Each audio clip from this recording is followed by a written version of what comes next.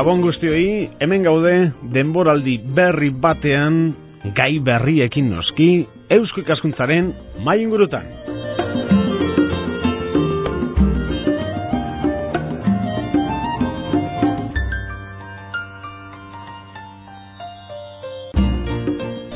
Muy buenas noches y bienvenidos a una nueva temporada de las tertulias de Eusko Ikaskuntza, Sociedad de Estudios Vascos en Radio Vitoria, con nuevos temas a lo largo de los próximos 10 meses. Hoy, por ejemplo, vamos a hablar de las víctimas del franquismo en Álava. Por un acuerdo de Juntas Generales se tomó la decisión de estudiar archivos durante la época franquista para conocer qué personas fueron represaliadas por el franquismo, por lo menos en los primeros años, hasta donde se ha podido llegar de momento.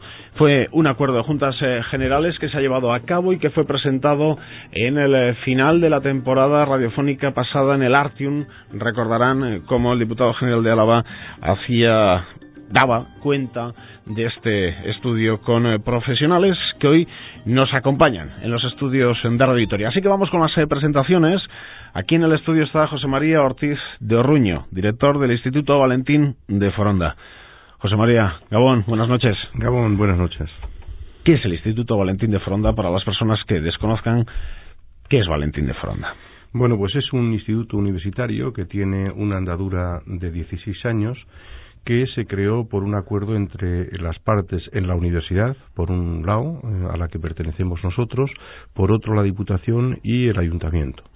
Y lo creamos como una especie de plataforma de investigación para ampliar, diríamos, y para robustecer la presencia de la universidad en Álava. Estoy hablando de mediados de los años 90, en un momento en que la universidad empezaba en Vitoria y nosotros solicitamos ayuda a las instituciones entonces para ir un poquito más allá y para crear un centro de investigación en historia social, que es lo nuestro, y que sirviera, como digo, de plataforma para historiadores, para politólogos, para sociólogos, para gente relacionada con las ciencias sociales. No era suficiente con la Facultad de Historia.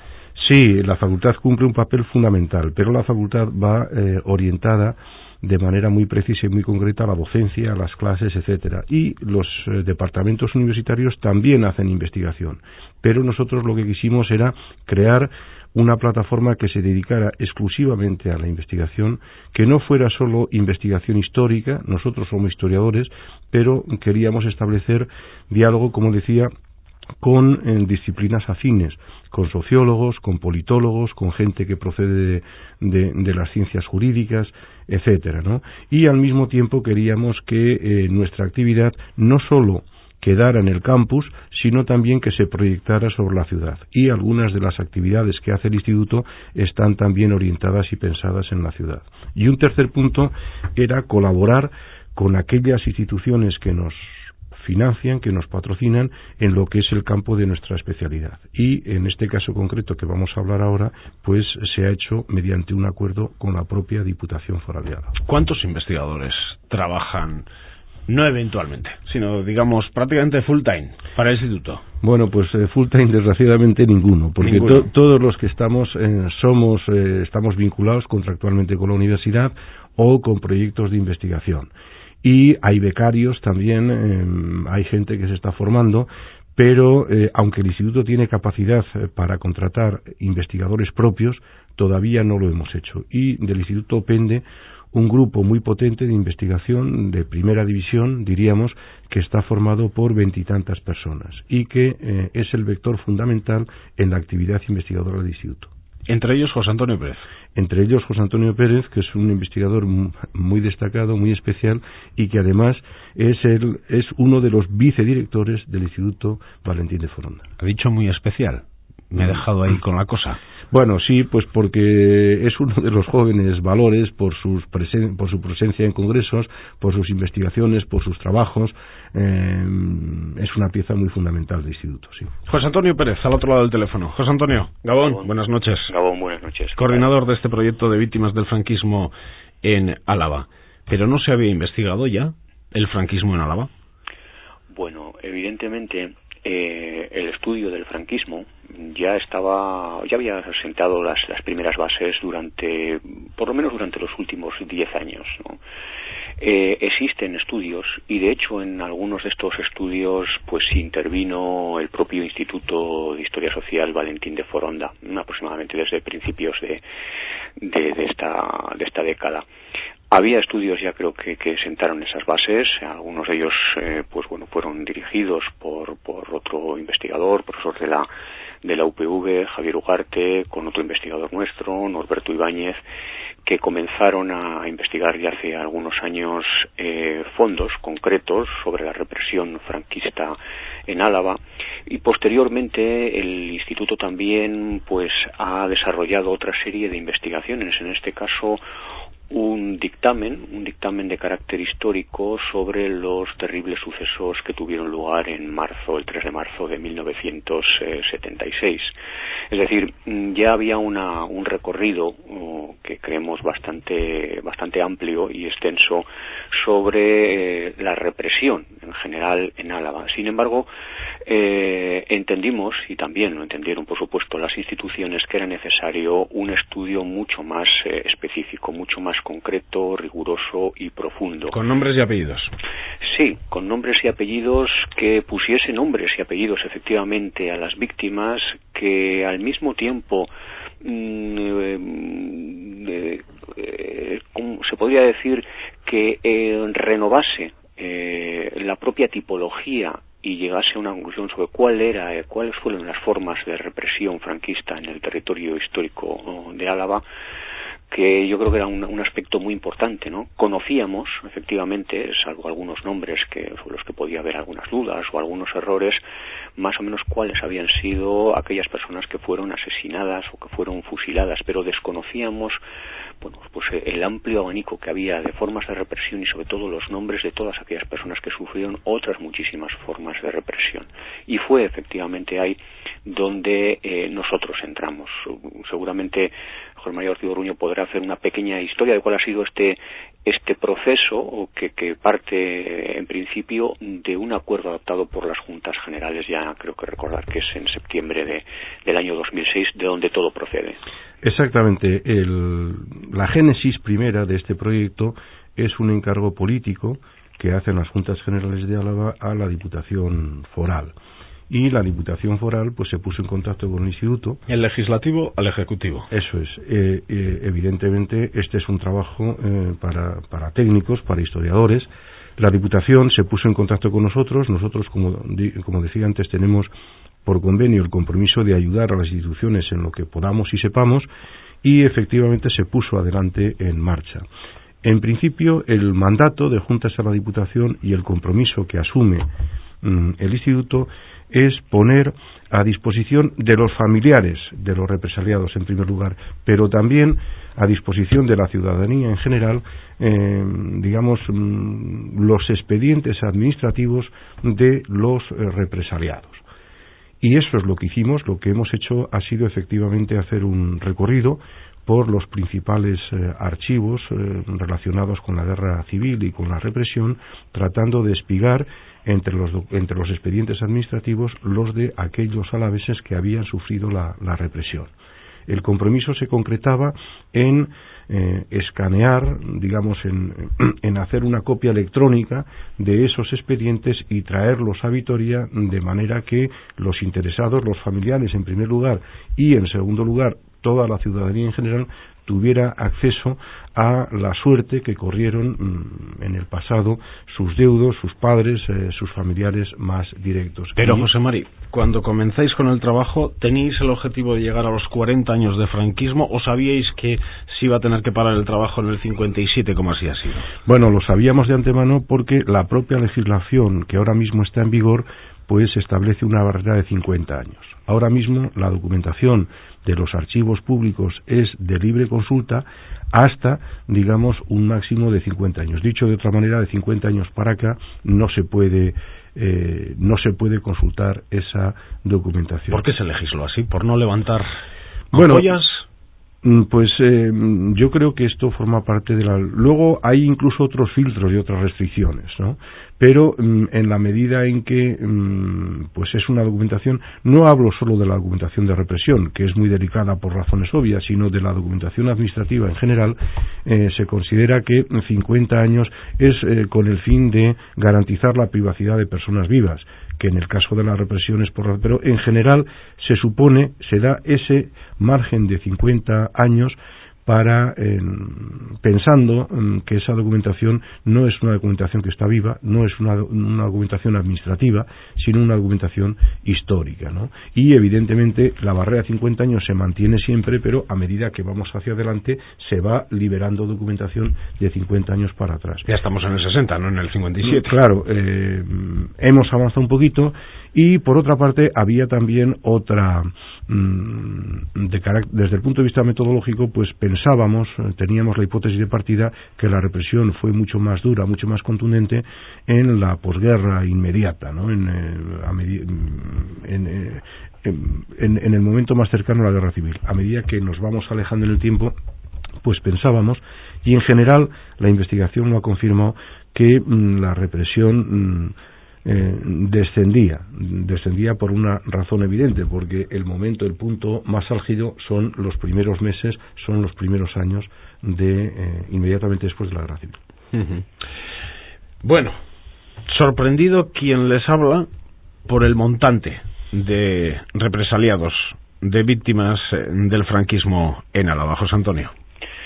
Sí, la verdad es que las cifras son, yo creo que extraordinarias, ¿no? Estamos hablando de números sobre los que en principio, pues bueno, dudábamos de poder tal magnitud de números. Estamos hablando más o menos de unos 5.641 a fecha de 15 de julio, que fue cuando se hizo la presentación del proyecto en el Artium, represaliados. Digo a fecha del 15 de julio porque durante estos 2 meses que han transcurrido aproximadamente desde aquel día nos han ido llegando, y yo creo que eso es una de las virtudes fundamentales de este proyecto. Este proyecto sobre todo tiene un perfil social también vinculado hacia la ciudadanía, y nos han ido llegando a través de diferentes familiares e incluso de algunos supervivientes documentación, datos que nos sirven para ir completando, en algunos casos incluso rectificando, porque hay nombres que aparecían en los textos pues con un segundo apellido mal escrito o con una fecha pues mal puesta, y a través de la aportación que nos están haciendo los familiares pues se van a ir corrigiendo algunos de esos datos, y se van a ir incorporando incluso nueva documentación. Como decíamos, las cifras son espectaculares: 5.641 represaliados, más de 6.000 documentos, en torno a los 30 y tantos mil o casi 40.000 imágenes digitalizadas.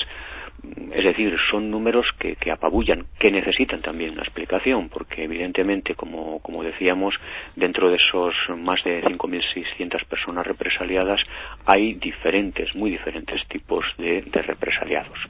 Para ello fue necesario, desde el primer momento, poner en marcha todo un mecanismo técnico informático que pudiese soportar ese volumen de documentación. Se trataba, como decía José María, primero de localizar y rastrear la documentación, posteriormente digitalizarla, y en una tercera fase de volcar esa documentación digitalizada, cada expediente personal, dentro de la ficha de cada uno de los represaliados, de tal modo que cuando los investigadores o los familiares fuesen a hacer una consulta pudiesen pinchar en el documento y automáticamente apareciese en la pantalla el documento digitalizado que hace referencia a la persona interesada. Es decir, había que coordinar pues a diferentes sectores, historiadores, archiveros, informáticos, asesorarnos jurídicamente de los problemas que podían surgir y, en todo caso, como digo, establecer esa tipología de la represión.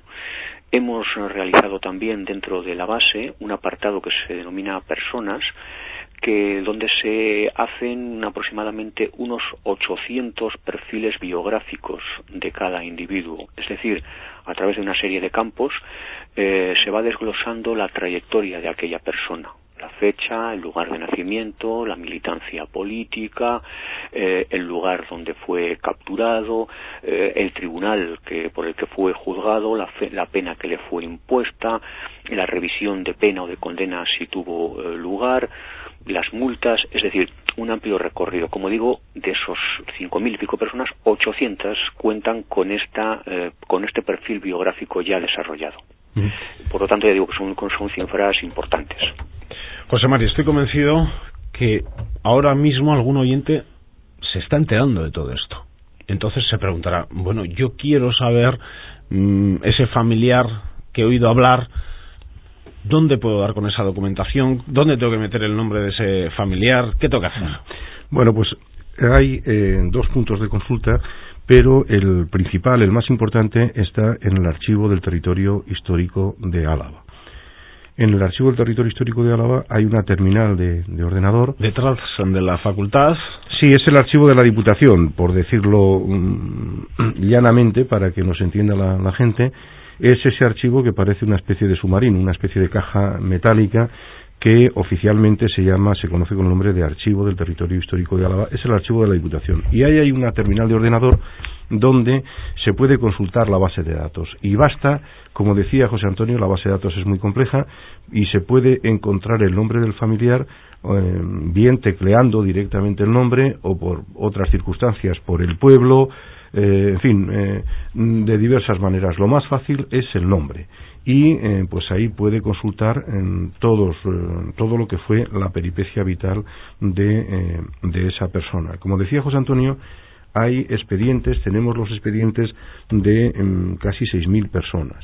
Y además hemos hecho un vacío profundo de esas 6.000 personas de otras 800, de manera que la base de datos, en el caso de los 800, nos da todos esos datos de edad, nombre, estado civil, militancia política, tipo de pena, cárceles o penales por los que pasó, etcétera, etcétera, etcétera. Y es un trabajo, como digo, bastante... Y en otros casos, sentencias judiciales, me imagino, encarcelamientos, sí, multas...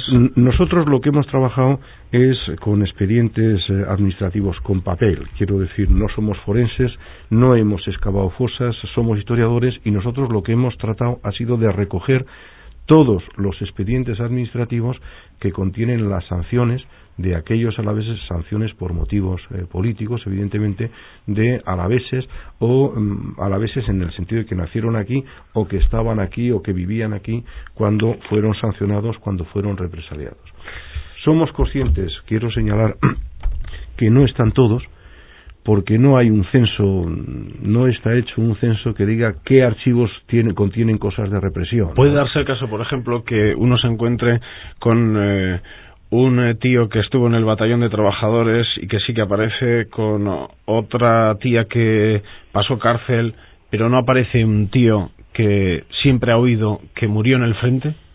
Bueno, efectivamente los que mueren en el frente no están recogidos aquí, ¿no? Puede darse el caso, y se está dando, de que las propias familias tienen fotocopiados los expedientes de sus allegados que fueron víctimas de la represión y que nos los están pasando, y nosotros lo que hacemos es incorporarlos a la base de datos e incorporar los nombres cuando hay constancia, diríamos, documental, escrita y justificada. ¿Por qué digo esto? Pues porque los archivos son un poco aleatorios y no hay forma de saber qué es lo que hay dentro de cada archivo, y este es un trabajo a muy largo plazo. Como decía José Antonio, aunque somos conscientes de que no están todos los que somos conscientes de que los que están son y fueron reprimidos. Y José Antonio, al frente de ese equipo, se encargó de hacer una tipología, yo creo, muy concreta y muy completa de la represión que él mismo puede comentar. José Antonio. Sí, pues si recordamos, por ejemplo, la presentación que hicimos hace 2 meses en el Artium, podíamos ver a través de la proyección de algunas imágenes de los documentos, no solamente los referidos a los asesinados o paseados, no sé, estoy acordándome ahora de Teodoro Olarte o de Teodoro González Zárate, personajes muy conocidos en su época por el cargo político que ostentaban, sino también otro tipo de imágenes que nos hacían referencia, por ejemplo, a los vecinos de la localidad alavesa de Pobes, que habían sido multados por hablar a favor del que había sido su maestro, el maestro de los niños de la escuela, y que había sido represaliado. Es decir, nos fuimos encontrando con numerosas figuras, ya digo, de represaliados, desde los que fueron fusilados tras un juicio, por supuesto sin ningún tipo de garantías procesales, hasta aquellos que fueron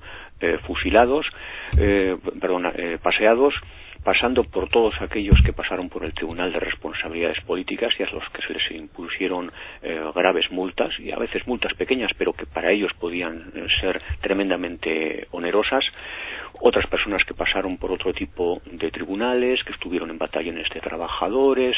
Es decir, eso nos ofrecía una imagen no solamente de la represión más cruel y más dramática, la que acabó con la vida de las personas, sino de aquella represión cotidiana más profunda probablemente, y que dejó todavía huellas, si se quiere, más hondas dentro de la sociedad, porque afectó a un sector mucho más amplio que aquel que se limitaba, por así decirlo, a los que habían tenido una mayor actividad política o sindical durante los años de la República. Eso nos obligó, como digo, a ser muy cuidadosos con la documentación y a tratar de distinguir aquellos presos, en el caso de que hubiesen estado en prisión, que habían sido condenados por delitos políticos, entre comillas, de aquellos que habían sido condenados por delitos comunes. La desclasificación y la puesta al alcance de los investigadores de algunos fondos, por ejemplo de la prisión de Vitoria, nos abrió una serie de expedientes que hasta ese momento eran inéditos. La de la calle La Paz. Sí, entonces, es decir, toda esa serie de información, Inanclares y todo, bueno, todos los centros penitenciarios, eso nos ofreció de repente un volumen de documentación importantísimo. El de la prisión fue uno de los más notables, porque eran del orden de 11.000 o 12.000 expedientes que había que revisar uno por uno, porque no estaban divididos entre políticos y sociales, y había que ir distinguiendo, como ya digo, cuáles eran represaliados del franquismo. ¿A qué época correspondían esos 11.000? ¿Hasta el 57 también? Sí, sí, prácticamente desde el año... 21 años, sí, más o menos. Eso es, prácticamente desde el año 36 hasta el año 57. En el 57 ya llegan poquitos, como nos decía José María, evidentemente la represión más cruel y más extensa y más numerosa se produce durante los primeros años. A partir del año ya 41, 43, como mucho, comienza a bajar bastante ya la represión. Incluso comienzan a salir bastantes de los represaliados de las cárceles. Pero tenemos que tener en cuenta que luego todavía sigue existiendo una represión que sobre todo trata de controlar y de castigar no solo a aquellos que intervienen en la recomposición de redes opositoras al franquismo, en el ámbito político, en el ámbito sindical también, sino a todos aquellos que luego van a participar en las huelgas y en las manifestaciones. Tenemos que tener en cuenta que, por ejemplo, todavía hay un tribunal que no hemos podido volcar en esta documentación, es la documentación del Tribunal de Orden Público, que comienza a funcionar a principios de los años 60. Es decir, las figuras de los represaliados son muchísimas, y en ocasiones, claro, no aparecen todas las que, no aparecen reflejados todos los datos que a nosotros nos hubiese gustado que aparecieran, porque aparecen dispersos por muchísimos fondos documentales. Por ejemplo, en Guadalajara, en el Archivo General Militar de Guadalajara, donde hemos tenido un investigador durante meses allí, recogiendo, digitalizando, escarbando documentación, nos encontrábamos con que el fondo de Álava es un fondo rico, pero es un fondo donde pueden aparecer en torno a las 400 personas aproximadamente.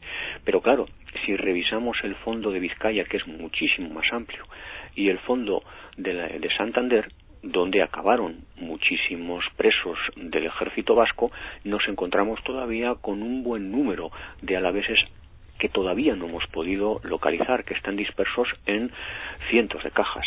¿Correspondientes también al 36-57? Sí, en este caso al 37, es decir, al momento en el que acabaron. Personas que tenían que trasladarse según la guerra hacia Santoña, sí, por ejemplo. Efectivamente, pues las tropas que se acaban siendo capturadas en torno a Santoña, Laredo, Colindres, Limpias, toda esa zona, hay mucha gente de esa, y luego en la propia capital, en Santander, que están todavía su documentación, en algunos casos, en el fondo de Santander. Lo que pasa es que a veces es buscar casi como agujas en un pajar, porque aparecen mezclado pues de todo el resto de territorios, de todo el resto de provincias españolas incluso.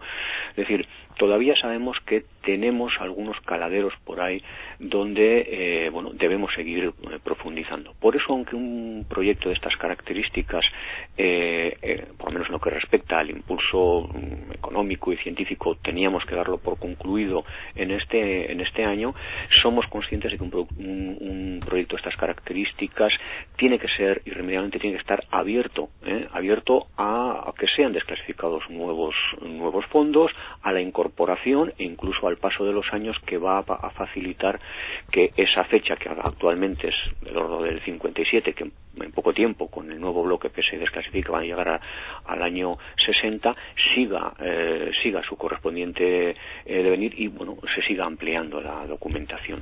¿Y van a hacerlo, José María? ¿Van a seguir o ha terminado el encargo? ¿Ustedes han cumplido ya con ese mandato de Juntas Generales y con esa petición de la Diputación Foral de Álava? 3 años de trabajo realizado. Bueno, pues efectivamente ahora mismo nosotros hemos entregado los resultados del trabajo. Creemos que en Diputación están satisfechos, como así lo dijo el diputado general en la presentación, y sabemos que son conscientes también de que quedan todavía muchas cosas por hacer. No obstante, ¿qué pasará en el futuro? Pues, en fin, no lo sabemos, ¿no? No obstante, lo que sí quiero decir es una cosa, que además del tratamiento cívico que hemos dado al proyecto, en el sentido de recoger la documentación dispersa y traerla a Vitoria, hemos estado en el Ferrol, en Madrid, en Guadalajara, en los archivos locales y provinciales, en infinidad de sitios. No obstante, también le estamos dando un tratamiento académico. Ahora mismo hay una tesis doctoral y probablemente en el futuro haya más tesis doctoral en marcha que analizarán en profundidad esta documentación para darle un tratamiento y una difusión académica. No pensando en los familiares, en la ciudadanía en general, sino pensando más en profundizar y en mejorar el conocimiento académico, historiográfico de la represión. Y en ese sentido, pues este es un proyecto que sigue vivo, porque esos doctorandos, esos investigadores que siguen trabajando aquí, cada vez que dan con alguna documentación nueva, con algún expediente por nosotros desconocido, pues tenemos intención de seguirlo incorporando, de seguir incrementando la base de datos, ¿no? Y al mismo tiempo quiero decir otra cosa, pues que sigue saliendo documentación, ¿no? José Antonio hablaba de que tuvimos la gran suerte de que cuando se desclasifica, por hablar en estos términos, la documentación de la prisión provincial de Álava y del campo de concentración de Nanclares, los primeros en llegar fuimos nosotros, ¿no?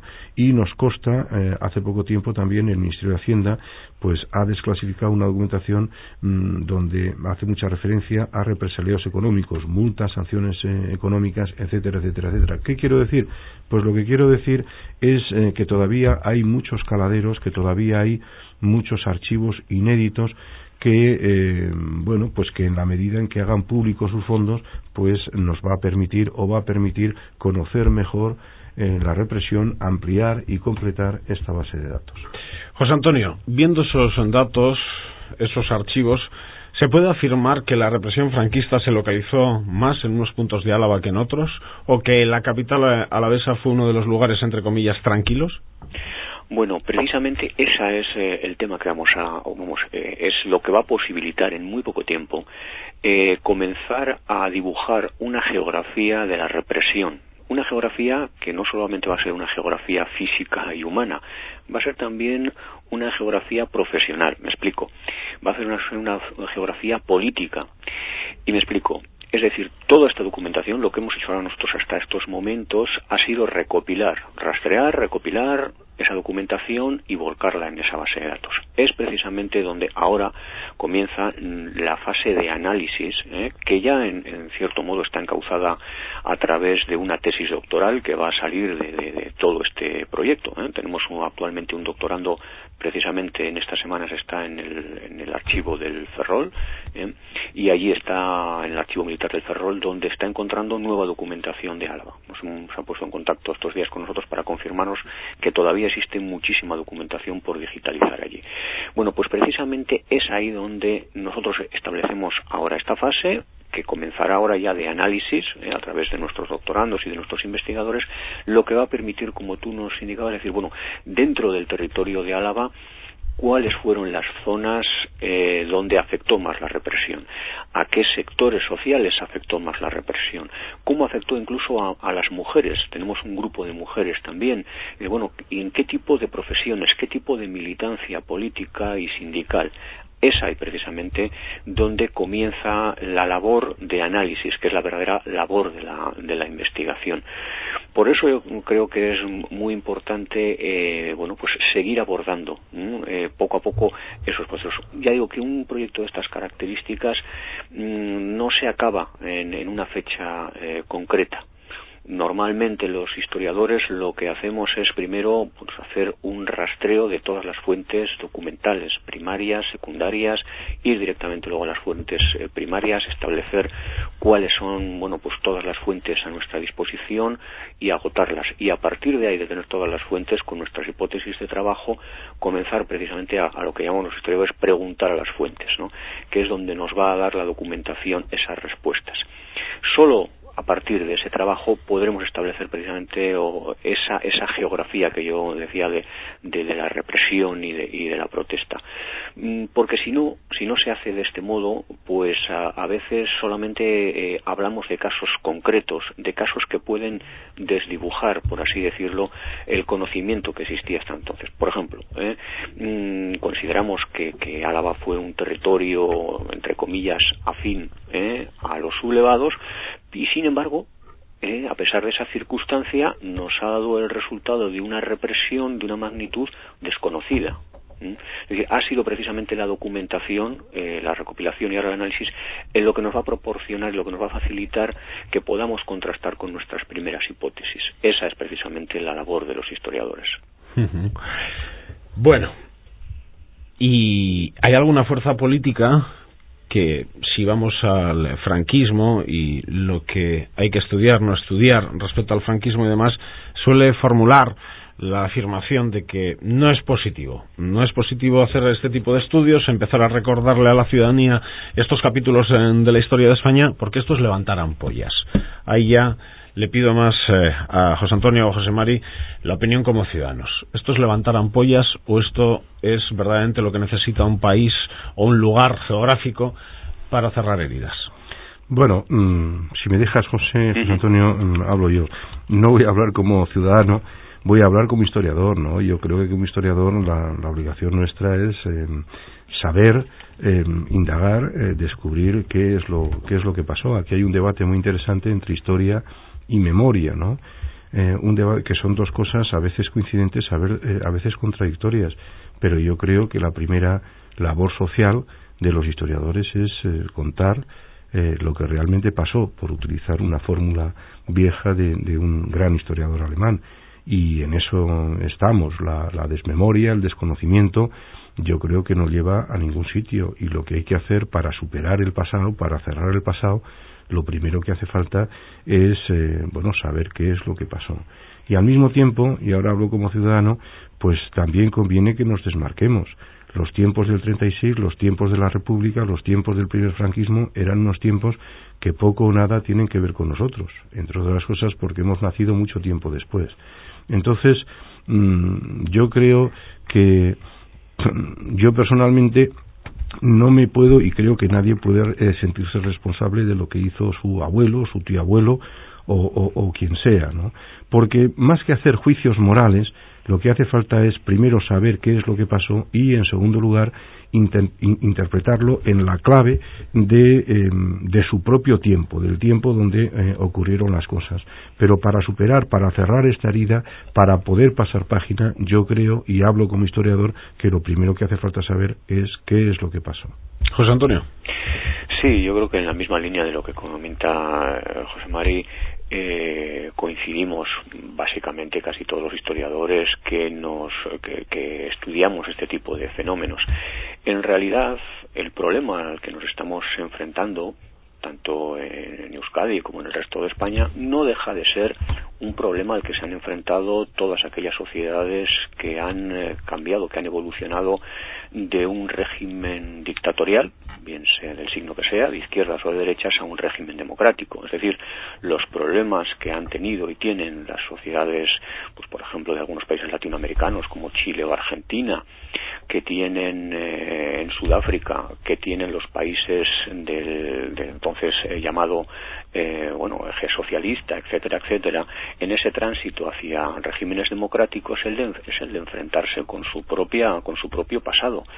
Los ejemplos, por ejemplo, de la antigua llamada o mal llamada República Democrática Alemana, de la antigua RDA, de tener que enfrentarse a su pasado y saber que han convivido con un sector importante de la población que ejercía las labores de chivato y de delator, produce una tremenda desazón para una historia y para una sociedad que tiene que convivir, donde tiene que convivir víctimas y victimarios. Y eso es una tremenda realidad a la que nos enfrentamos como sociedades contemporáneas que hemos pasado por ese tipo de procesos. Por lo tanto, no es algo estrictamente o que haga simplemente referencia al caso español, en nuestro caso al caso vasco. Por ello entendemos que es necesario desde la investigación seguir profundizando en todo ese tipo de investigaciones para saber cómo ocurrieron todas esas cosas, cuáles son las razones, cómo fueron los mecanismos de represión, a qué respondieron. Y ahí es donde precisamente yo creo que nosotros como investigadores, como gente de la universidad, tratamos de hacer nuestro trabajo, pero un trabajo, ojo, que tiene que contar también con la colaboración ineludible de las propias instituciones públicas.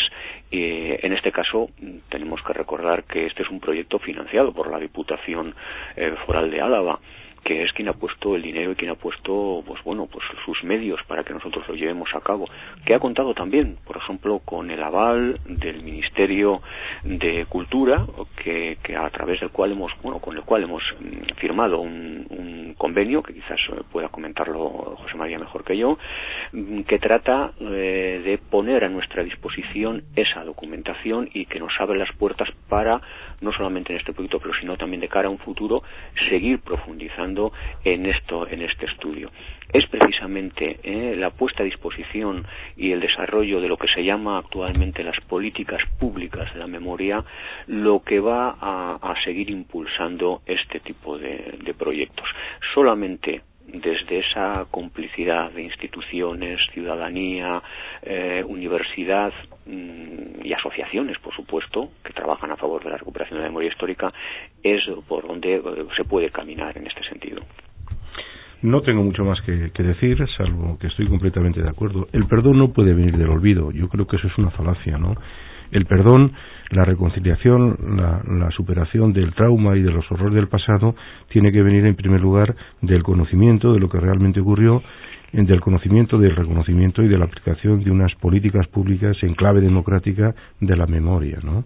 Y en ese sentido a mí me parece que este proyecto es ejemplar porque ha evidenciado que es posible la colaboración entre las instituciones y, bueno, en este caso la Diputación, el propio Ministerio, con quien efectivamente Ministerio de Cultura, con quien efectivamente hemos firmado un convenio para que nos permita y nos facilite el acceso y la consulta de sus fondos, y la propia universidad. Yo creo que por muchas razones este proyecto es un buen ejemplo a seguir, de colaboración, de trabajo serio, de rigor científico, de rigor académico. En fin, sé que soy juez y parte y que mi testimonio no es del todo imparcial, pero creo que en muchos aspectos y así se está poniendo de manifiesto también en aquellos foros académicos donde lo presentamos, que es un trabajo por muchas razones ejemplar.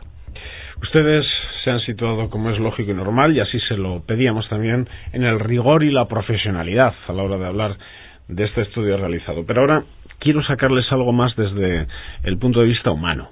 No sé, cuestiones que les ha sorprendido, o por un expediente, o por un encarcelamiento, o por un familiar que se les ha acercado para darles las gracias. José Antonio. Pues sí, efectivamente de todo eso ha habido, porque a lo largo de de 3 años prácticamente de investigación, nos encontramos con los documentos que a veces pueden ser muy fríos, pero que encierran enormes tragedias humanas, pero luego nos encontramos también efectivamente con caras y con voces que se nos acercan. A lo largo de estos años, ya digo, nos hemos encontrado con documentos que a poco que rascásemos en ellos y que fuimos tirando del hilo, íbamos descubriendo trayectorias tremendas, ¿no? Para muchos de aquellos que sufrieron la represión. Me estoy acordando, del conocido episodio de los fusilados en Azazeta, donde teníamos la documentación que decía que habían sido excarcelados, que habían sido puestos en libertad, y prácticamente inmediata, habían sido asesinados. Es decir, la documentación nos decía unas cosas, que habían sido puestos en libertad, pero luego sabíamos que efectivamente no había sido así, habían sido sacados simplemente para ser asesinados. En otros casos, los datos nos hablaban de una represión que podría parecer en un principio que era una represión de carácter social común, que eran delitos de carácter social, pues por un hurto. Pero claro, hurtos que en una época muy concreta podían conllevar pues una pena de unos pocos días de privación de libertad o como mucho un mes, veíamos que en algunas personas podían alargarse durante años. A poco que fuimos escarbando en esas personas nos dimos cuenta que tenían lo que se llamaba entonces antecedentes políticos, que habían sido investigados políticamente, y que aquel delito que en principio al cual le correspondía una pena menor, en el caso de personas que aparecían ya marcadas, pues se elevaba a la enésima potencia, es decir, tenían un rigor muchísimo mayor con ellos. Nos hemos encontrado casos de todo tipo. Todavía, ya digo, en la presentación del día 15 se nos acercaron pues unas cuantas señoras, en este caso mujeres, hijas, sobrinas, nietas de represaliados, que las mujeres nos dieron unos testimonios tremendos, ¿no? Testimonios directos de cómo habían vivido sus padres, sus familiares, la represión, cómo ellas incluso habían sido represaliadas. Nos contaba una señora cómo en un desfile triunfal que tuvo lugar en Vitoria, después de acabada la guerra, a ella pues no se le ocurrió otra cosa más que en vez de levantar la mano, levantar un puño. Entonces aquella niña fue capturada en ese momento, interrogada. Fue una cosa tremenda, ¿no? No solo se encarcelaba a la gente que estaba en el frente. Sí, efectivamente. Además era una represión. Me imagino que por llevar una bandera hubo gente que lo pagó con cárcel. Claro, efectivamente. Además la represión a veces es una represión que abarcaba a verdaderas sagas familiares.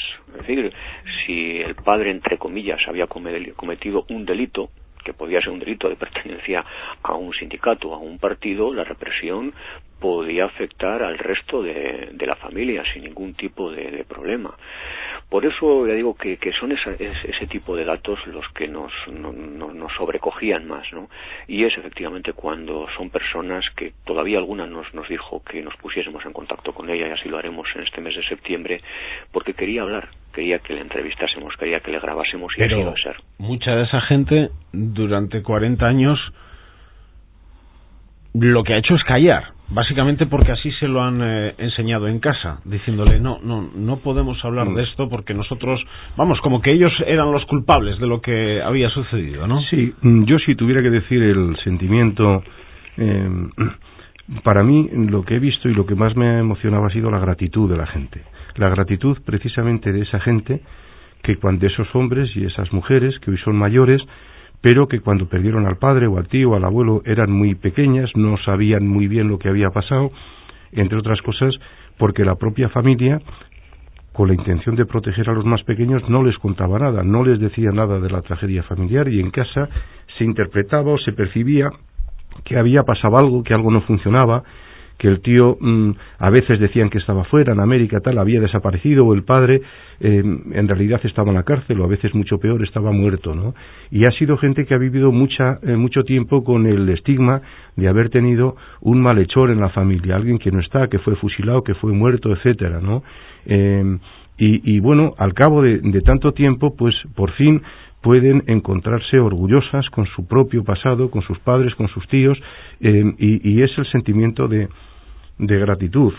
A mí una pena que mucha gente se ha quedado por el camino, ¿no? Porque si esto se hace 10 años antes, pues mucha de esa gente que aparece en esos papeles pues todavía vivía en esos últimos años, ¿no? Pues pero... sí, yo hablo de los que están y que ha sido una liberación, ¿no? El poder reconciliarse, seguramente lo intuían y lo percibían en muchos casos, pero bueno, pues públicamente que la sociedad reconozca que su padre o su tío no fue un bandido, no fue un forajido, no fue un fuera de la ley, sino que fue una persona injustamente perseguida, represaliada, con muchos años de cárcel, a veces con la muerte, ¿no? Algunos se llevarán verdaderas sorpresas.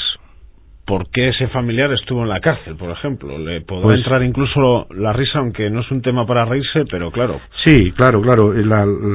Son tragedias familiares que, afortunadamente, el tiempo por una parte, pero sobre todo el reconocimiento público de esas personas que en su momento sufrieron la represión, ¿no? Y que hoy sus nombres aparecen en el pebetero de la Diputación, que es algo que se hizo el verano.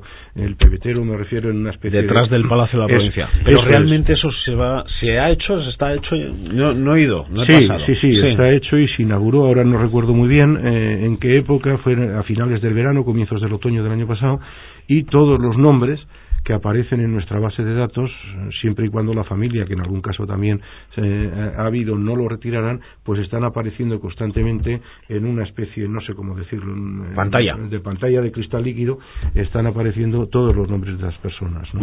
Van pasando. Y claro, sus hijos, sus nietos, sus nietas, sus sobrinos, pues es el reconocimiento de que aquellas personas que para los vecinos a veces fueron estigmatizadas como en fin, criminales, bandidos, malos españoles, lo que sea, pues a poderse reconciliar con el pasado. Por eso digo que la gratitud de esa gente es lo que más me ha llegado. José Mari, tenemos 3 minutos.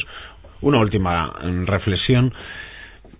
Cualquier persona pues igual no tiene la posibilidad de acercarse al archivo de la Diputación, aquí en la zona sur de Vitoria-Gasteiz.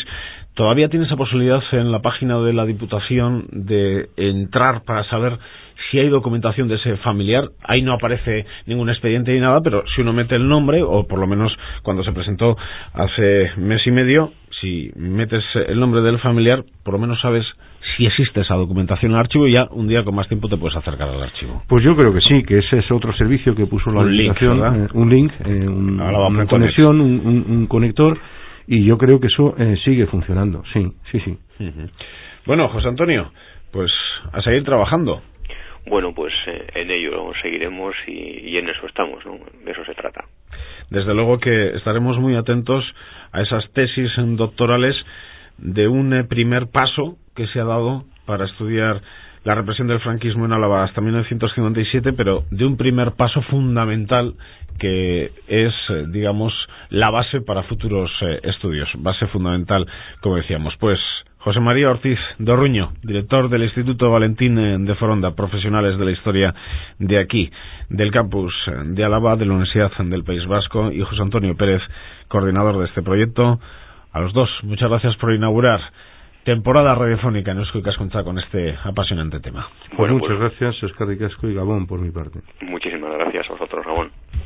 Y la próxima semana hablaremos de más cuestiones, aquí, en las tertulias de Eusko Ikaskuntza, Sociedad de Estudios Vascos, en Radio Vitoria. Ordura arte, agur.